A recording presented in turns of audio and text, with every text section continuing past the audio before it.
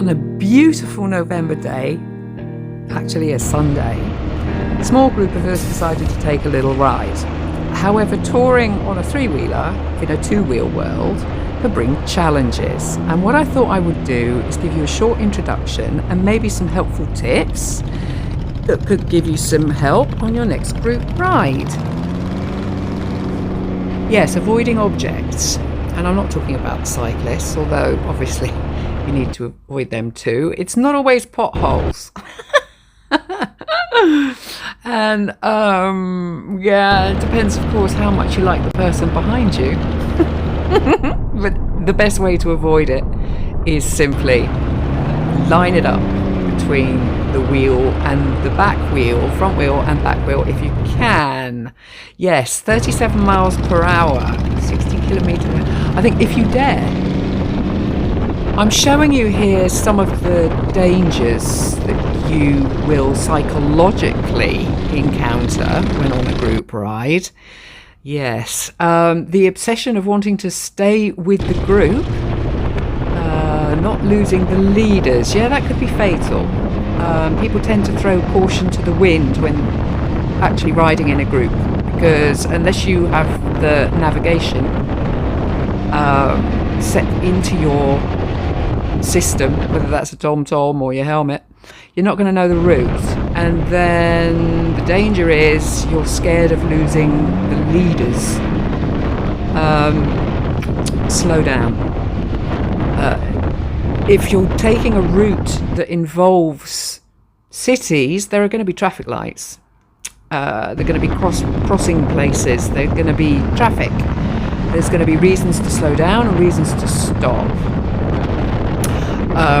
Riding these kind of roads, you have other dangers too. You have water on both sides of the road. There are no road markings. It's give and take, you know. And although there are places to pull in, there aren't that many of them. And you can see all over the place all the tyre tracks in the grass to the sides of these roads. And yes, it is a two-way road. It's not a cycle path, it's a two-way road. And all traffic uses it. Note here, wheel in the grass, ba-dum. Yeah, you try and avoid it, but there are situations like that. You just have to slow right down and do the sensible thing, while also looking ahead, because there could be somebody coming at you or somebody on the side of the road. The beauty of the Netherlands in some ways is its flatness. It gives you a chance to be able to see into the distance. But we don't like taking the easy routes always, do we? You know? And it's an open world. It's a free world still at the moment. Everybody's entitled to ride these roads, and you just have to be aware of it, that it's not just you. Yeah, see all the tyre tracks in the grass. Yeah, and it is one of those things. If you're a three-wheeler and you want to ride with two-wheelers, you have to be aware that there are certain things that two-wheelers don't really think of, unless you've had a complete briefing beforehand and you know the route. These are the situations I'm talking about. If you're gonna hit something, make it something expensive. Still, you know, everybody's entitled to use these roads, and it's perhaps one of the reasons that I feel necessary as a safety advocate to encourage helmets and protective gear. And obviously we ride in different places and different situations. However, when you're using these kind of roads, as much as they are in very good condition, or, you know, considering they're sort of country roads out of town, the dangers are there. They just are. And like I've shown you here, there is so little room between you and the water.